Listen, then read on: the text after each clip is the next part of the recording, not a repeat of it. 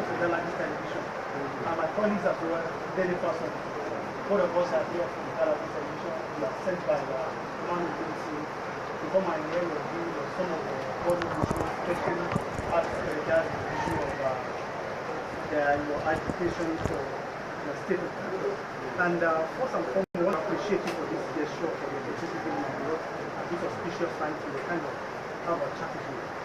First and foremost, I would like to know your feelings as regards why do you think the dream of the people cannot be realized in one Nigeria, in Nigeria? Why are you clamoring for? What are the brains behind your application? Do you think if you sit down and discuss with the power, the flag of the people can't be realized in Nigeria? First of all, thank you very much for coming. I agitate for Biafra because everything is wrong with Nigeria.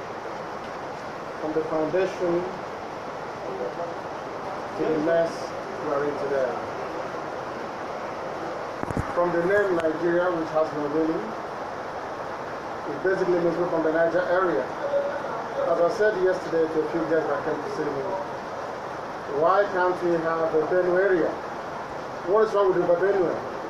That the name wasn't adopted. Why River Niger? Am I answerable to a river?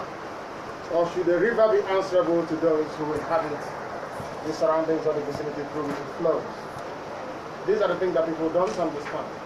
So from the very basic foundation of Nigeria, it's been flawed ever since. And it's still flawed till today. You talked about having a meeting and deciding and discussing, looking for a way forward. But there is none. They have not offered any meeting. People talked about the Sovereign National Conference and nothing came of it. The same politicians today who are opposed to restructuring were those that came and argued very vociferously and very vocally during the days of Nadeko for the Sovereign National Conference. Had they convened that Sovereign National Conference, it would have been needed for IPOB. But because they refused, they blatantly refused to address the concerns and the issues of the people. That is why we are where we are today. Yes, I want to take you basically on the threat by the Arewa youth in the north. Don't you think getting a Biafran Republic, the leaders, the Igbo people in the north might be afraid of losing their investments there in the north? Because the Igbos, the economy of the north, the Igbos are very strong though. Are you not bothered about this? No amount of investments or wealth that the Igbos may have invested in northern parts of Nigeria that is greater than what the Jews invested in Europe before their death and their slaughter. They were more powerful. The Rothschild family, the Barings family, J.P. Morgan, very powerful institutions. It didn't stop anyone from killing them. When the time came for Hitler's Nazi to kill them, all the Jews were butchered and were slaughtered. That gave us to the Holocaust. So it doesn't matter. Today they're in Israel, doing a lot better than they ever did in Europe.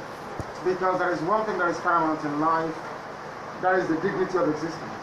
If you have no dignity, where you can be spotted at will at any time, of what benefit is your wealth and your money? Sir, we saw on the social media a map of Biafra that captured the southeast and part of India. Do you agree with this geography? Yes, because it's been there in the map since 1425. Biafra has been there for all to see. Why was the coast of the land of so-called South-South named Bight of Biafra? And why was it changed? That tells you all you need to know. It seems there is a deliberate ploy to conceal our history from us. And that's what we're fighting against. So, South-South as they call it today, people don't know that the man that reminded us that our name is Biafra is an Ijaw man, Chief Franco Pigo. These are the original Biafrans. So Biafra is not an Igbo concoction invention by the Igbos. It was actually a South-South person who came up and said, your name is Biafra. Yes, in case a referendum now comes in and leave Biafra as a landlocked country, will this still satisfy you? When you say landlocked country, I'm sure you know that Igbocha, which you refer to as Port Harcourt, is an Igbo territory. Are you aware of that? Aikweres are the Yorubas. No, Tom. Is Nyesomwike Yoruba name? Is Chubika Meche Yoruba name? So how come the landlord? So when our father Chibunia Wodo talks about the 7 Igbo-speaking states, River State is amongst them. Oh, we don't know that? So this propaganda that we are landlocked is far-fetched. It is not possible. We are not landlocked. There are a few other places I can tell you, even in Abia, that isn't landlocked, but I won't tell you yet. So I think it is becoming somewhat clear that governors of the states, of your states, I mean, are not comfortable with the Biafra. What do you intend to do to bring them into your strategy? By making them face reality and the truth of the matter. There is a problem we have, not just in Biafra, but across the board in Nigeria. Not under my tenure syndrome. I call them the numpties. Like Bola Ahmed Tinubu, who was a very ardent, vocal proponent of the National Conference, but on getting into office, all that died down. Now, I want to understand what is it about black people that they lack what I call intellectual consistency, to stand on something based on your principles and you stick to it without changing. People get into power and they want to remain in power, and because of that, anything that could conceivably impact in their own understanding negatively on their enjoyment of their tenure in their office, they're against it. Do we have good roads? We've traveled some roads to get here. Were the roads fantastic? You see how terrible they are. But people are more concerned about being voted into office. It's my turn. Oh, can they wait and do this Biafra when I'm gone? The next person coming will say, oh, is it now my turn that God has blessed me with this position that I want to enjoy with my family, send them abroad, have all the fun in the world, that you're coming and doing this Biafra. So they're very selfish. But some of them that understand are now coming around to realize that a Biafra will serve the interest of everybody, including non-Biafrans. I want to take you on. Anambra election is around the corner, and we see IPOB has a very large followership. My first time of coming to this part of the country, we see a lot of youths, wanting that Biafra, that thing. But you talked about the election there. I saw it burning in you that there will not be an election there. Can you just, don't you think coming out with a force, going to contest for public office to take over this state, or part of the southeast, don't you think it will help in the fight against in issuing a great Biafran nation? No, because it's a trap. They want to lure us into electioneering so they can rubbish me and rubbish IPOB in the process. What will happen is that I come out and say I'm supporting candidates A or B. We go and vote, but INEC will write the result in Abuja. If INEC can come out today to guarantee me that there is a free and fair process, guaranteed by observers, then I will allow the elections to hold. Because I know for sure that they will manipulate the results in Abuja. That is why I said no to it. I want somebody to be in government house in Akan. But the fact of the matter is that whoever IPOB votes for, the government will install whoever they want. If I complain, they'll tell me to go to tribunal. Isn't that what they do? They did it to Ojukwu. Ojukwu is our grand leader.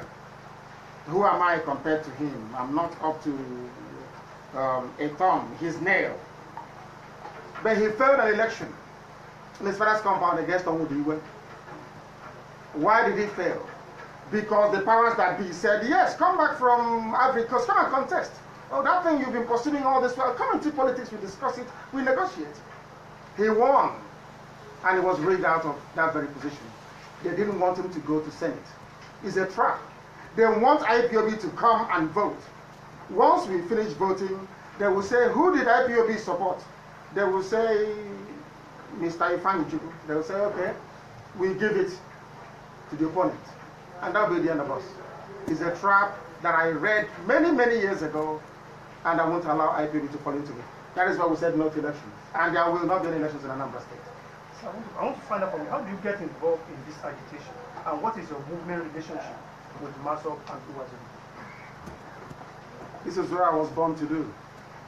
I've been against injustice and evil from a very early age, and I will continue to be. When I mean injustice, I mean injustice against everybody. I paid for lawyers to go and fight cases of people who are wrongly accused of belonging to Boko Haram. I don't care where they come from. I do not care where they come from. I make sure there is justice served across the board. That is why I do what I do. I don't do it for any other purpose than to see the enthronement, or should I say entrenchment, of fairness and equity amongst us. I don't want anybody in Sarkodie to suffer. I don't want a poor man in Taraba State to suffer. I don't want somebody in Meduguri to suffer. What for? I want everybody to be comfortable. But we cannot be comfortable in Nigeria because our value systems are markedly different. The way I want to solve the problem as a Biafran is not how a Fulani man may want to solve it. When I talk about self-determination, a Fulani man says it's a call to war. How can I be self-confident with you? When I say give me a referendum, you say it's a hate speech. So that means your understanding of simple words is even difficult. Then how can I be in some country with you? Should Nigeria agree to restructure and develop powers sufficiently to states? Would that be enough for you to stop all this? No, because the states are created artificially to divide the people. We restructured in Aburi. I'm sure you've forgotten. Aburi was about restructuring. Who didn't know that? Did Nigeria keep to the terms of the agreement reached at Aburi? The answer is no. So how are you sure? Jonathan convened them in 2014, asked them, come chat a way forward for us. And the report is still there gathering dust. If they had any good intentions, why didn't they bring it into play to say let's try this? Will they show you guys we're going to pursue a national conference for God knows how many years? Why didn't they realize that there are, the people suffering is not just Igbo, Hausa, Yoruba, no. There are other minor, tiny ethnicities who are also suffering. When people talk about the northern president, which is basically Hausa or Fulani in the case, but not Hausa man has never been president of Nigeria, Yoruba presidency, Igbo presidency. How about Igbo presidency? How about Tifu presidency? Are they not human beings? How about Jukun presidency? How do you cater for them? If we say we're going to rotate, that means that people will live and die for nearly 200 years. In fact, 400 years. If you adopt the system of rotation before certain ethnicities can ever taste the presidency. Is that how to function as a people? People lie to themselves. You want me to be in a country where Fulani headsmen come down, rape, pillage and kill? Because the Inspector General of Police is a Fulani man, they're not arrested? What sort of country is that? What sort of restriction are you talking about? There are entrenched injustices that needs to be looked at before people even have the mindset to talk about the restructuring. Our restructuring along state lines, where you went to Ebema, divided Ebema into three. Part of Ebema, which is Igbo land, is in Delta, part is in River State, part is in Imo State. The Ebema family in Imo State is not Niger Delta, but the one in Rivers is Niger Delta. The same family, the same name, the same Igbo people. And you want me to agree to restructuring along state lines? It's not possible. If the president should invite you today for a discussion, what would you like to tell him, and what would you like to get him? For their own good. For their own good. They better give me a date for a referendum. For their own good. On the last note, you go continue to allege marginalization. What are the elements of this marginalization? We came through very bad roads. The kitchen cabinet of Buhari, there was no one there. In the substantive cabinet, there are very, very few people there. Complete and utter marginalization. There is no federal presence, none whatsoever. We pay to go to school. In certain parts of the north, they don't pay to go to school. They bribe them to go to school. Is that how you're supposed to run a country? Now, can you tell me why you will score 4 in Gombe and you go to Unity School, whereas here, you need to score, is it 136 before you can go to some Unity School? Where is the equity in that? Every graduate in the north has a job to go to. Every graduate in the north has a job to go to. Why not the same in Biafra land? Why is it that you take all the oil from southern Biafra, which you call Niger Delta, and there is no tangible development? all the workers employed by the oil companies are people non-indigenous to the ground. What is our government? All right. What is your strategy to realize Biafra in a legal and constitutional way? Or are you saying you are ready to work? The sooner people understand this, the better for them. Biafra has nothing to do with war. It's only people who are being disingenuous, people who are seeking to blackmail and frighten people into submission, that is always happening on about war. Biafra is about a referendum. That is the most legally sound.